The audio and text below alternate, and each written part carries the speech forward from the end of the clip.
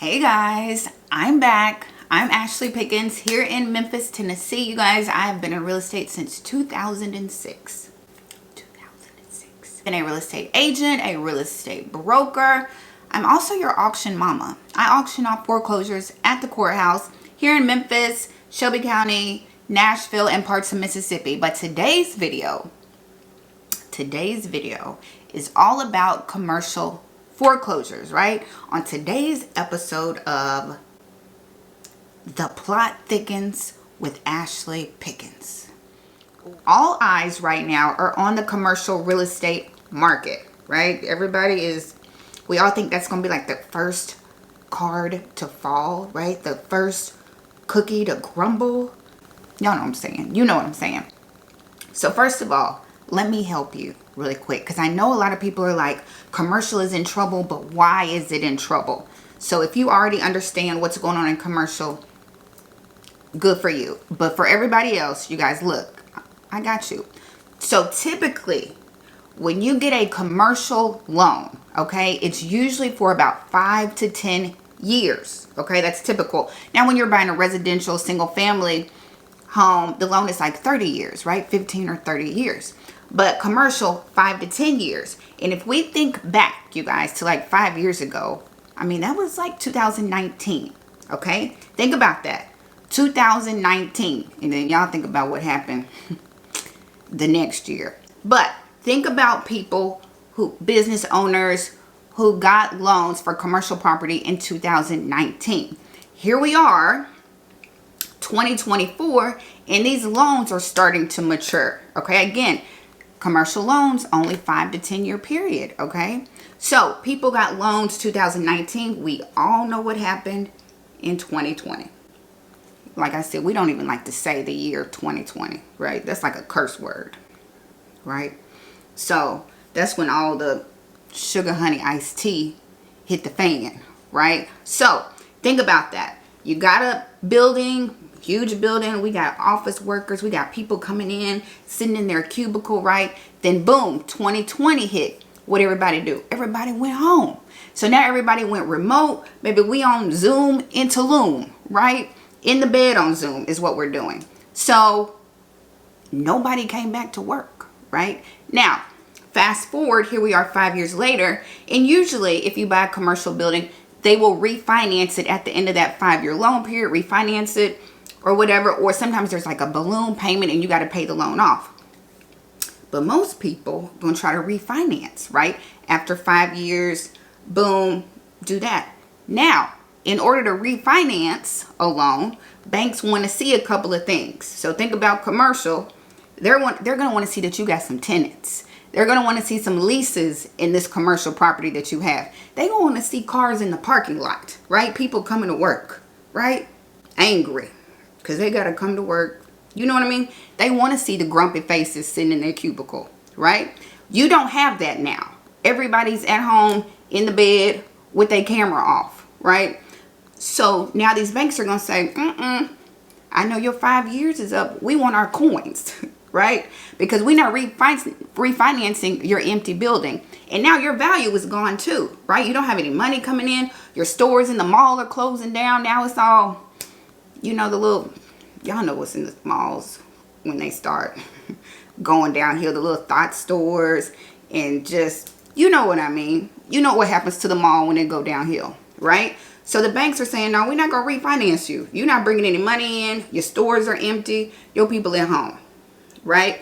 So now people are like these. If you have a commercial building, like you filing bankrupt. Like I'm seeing a lot of big commercial portfolios filing bankrupt or going into foreclosure, right? What does this also mean? This also means for these banks who not getting their money, they're going to start collapsing too, right? When people stop paying their mortgages, when investors stop paying their mortgages on these commercial, banks start hurting, right? So look, we got to watch for the hot spots, right? So we're going to talk about that in this video. I hope that makes sense for everybody. Like, why is commercial such a big sore hot spot right now in the market? It's because y'all into Loom on Zoom. That's why. So let's jump in. Let's talk about the states with the largest amount of foreclosures, commercial foreclosures, right now. Top 10 states with the largest amount of commercial foreclosures. Number 10 on this list is Washington State, not DC, state. They have 11 commercial foreclosures right now. This time last year they had 2, and now they got 11. Next is Connecticut, number 9, with 13 commercial foreclosures. Now, this time last year they had 34, and now they only have 13. So maybe they're doing better. You know what I mean? Maybe they're doing better. Maybe people going back to work in Connecticut. You know what I mean?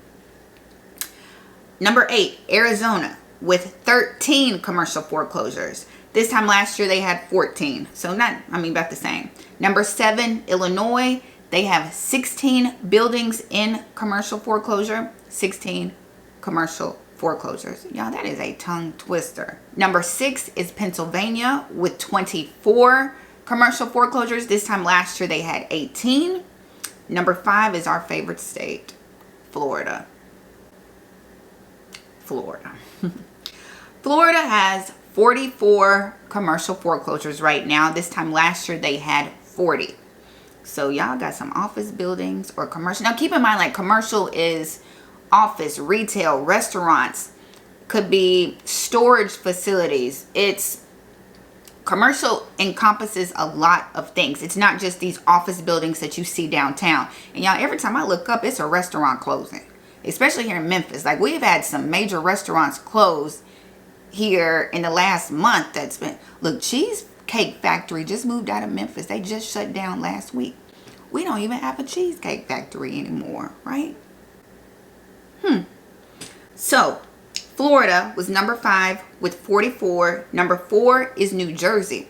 How New Jersey beat Florida? New Jersey has 47 commercial foreclosures right now. This time last year they had 35. New Jersey is on the top of the list with single family foreclosures. Now we number 4 on commercial foreclosures. I know I got people in New Jersey because I see y'all on the live all the time. Y'all, what's going on in New Jersey? Y'all in Tulum on Zoom? Is that what y'all? I don't know what's going on. But New Jersey is number 4 and number 5 is Florida. So I don't know what's going on. New Jersey, check in. I always got Florida people checking in. I know y'all just taxes and insurance and alligators. I know. Number 3 is New York. We all know New York because it's a huge office building, playground, Wall Street. New York has 58 commercial foreclosures right now. I heard New York got like miles of just empty, vacant office space. I guess if you have a plan, right? And some money. Because you can't just have a plan. You got to have a plan plus some coins. This will be prime time to start thinking about commercial. But you got to figure out what you're going to do with it, right? Like, that's what you have to do. You got to have a plan. Or you're going to be in foreclosure too. But you'll probably be able to pick up some good commercial buildings for discount, right? You know what I mean? You guys just got to convert them into some little condos or apartments, community living. I don't know. So number 3 is New York. Number 2 is Texas. Good old Texas. Texas got a lot of REO properties. Texas got a lot of foreclosures. That's Houston, San Antonio, Texas.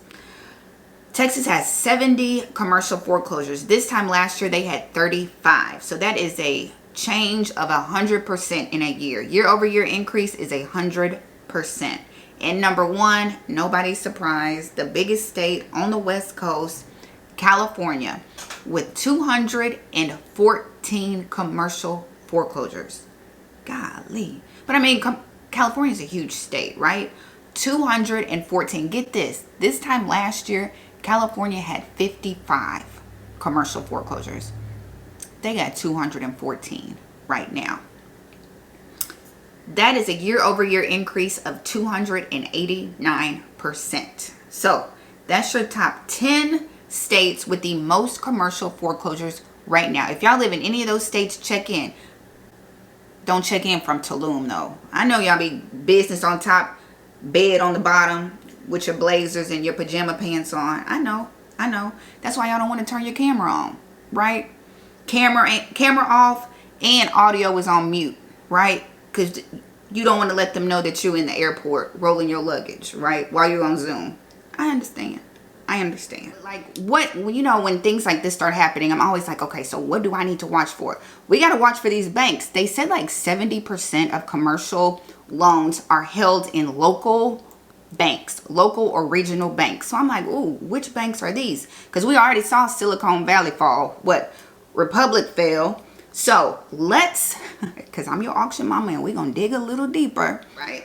Dig a little digging. And I was like, well, let's find some banks who hold a lot of these loans. So of course, your major ones, we got Bank of America, Wells Fargo, JP Morgan Chase. Maybe they not going to fall. They too big to fall. They're not going to let Jamie Dimon Bank fall. Baby, if that happened, the whole world is, you know what I'm saying. So those, they will get a bailout regardless, right? But let's talk about the banks who probably not going to get a bailout, right? They just going to fall to the wayside, right? So one bank we need to watch, Bank OZK, right? This bank is out of Arkansas. It's an Arkansas-based bank. It has a significant portion of its loan portfolio in commercial real estate, right? It has a substantial, if I can read, it has substantial individual loans, such as a $915 million project in Atlanta, a $915 million project in Atlanta, and a $740 million project in San Diego. Boom. Which has already started facing challenges in this market. So, Bank OZK, right? We got another one.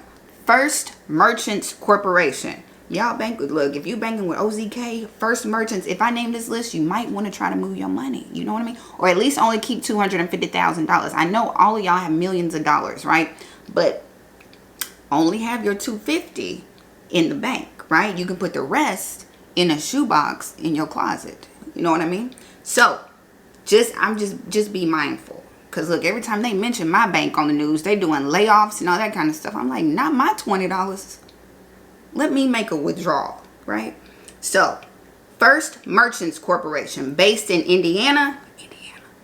This bank, along with other regionals like Old National Bank Corp and Fulton Financial Corporation, has been placed on review for possible downgrade due to its high commercial real estate exposure. So, Old National, Fulton Financial Corp, First Merchants Corp. If you got your money there, all I'm saying is make sure you know how to, when the hit the fan, you can transfer right on up out of, you know what I'm saying? Okay, so we got Glacier Bank with 42% of its loan portfolio in commercial real estate. Number 4, Zions Bank Corporation. Zions. They hold a substantial percentage of loans there too. And PPAC Gladstone Financial Corporation. This bank, along with others like F&B Corporation and WAFD, is also under scrutiny due to its commercial real estate loan exposure. So look, if you're banking with any of them, hide your coins. I'm just letting you know. Go, you know what I'm saying? Have a backup plan. That might be up under your mattress. You know what I mean? Have a backup plan is all I'm saying. Keep it short and sweet. You know, that's what I try to do for y'all. But those are the top 10 states with the most commercial foreclosures right now. You guys, y'all know I am on Instagram, Your Agent Ashley. I'm right here on YouTube. So don't forget to like, comment, and subscribe. I try to go live on Sundays. I have not been live. I was not live last Sunday. But I'm going to hop back on here and go live. Shout out to everybody in the mentorship that is still joining the mentorship. We meet every other Wednesday. We got a Facebook group. You know what I mean? I just teach you to do where you are what I do here. I teach you what I'm doing so you can do it where you are. You know what I'm saying? I'm just trying to make you a foreclosure expert in your city. Bam. That's what I should have said, right? But anyway, I'm on Instagram, Your Agent Ashley, you guys. Thank you so much for watching. All the links are down below. Don't forget to join the property newsletter. It's absolutely free. And I give you all information on foreclosures, everything. If you mail to distressed homeowners like I do and you don't know what to say to them, you know what I mean? Look down below. The link is down below. It's some letter templates. The mentorship link is down below. Everything is down below. So, you guys, as always, Thank you so much for watching, and I will see you in the next video.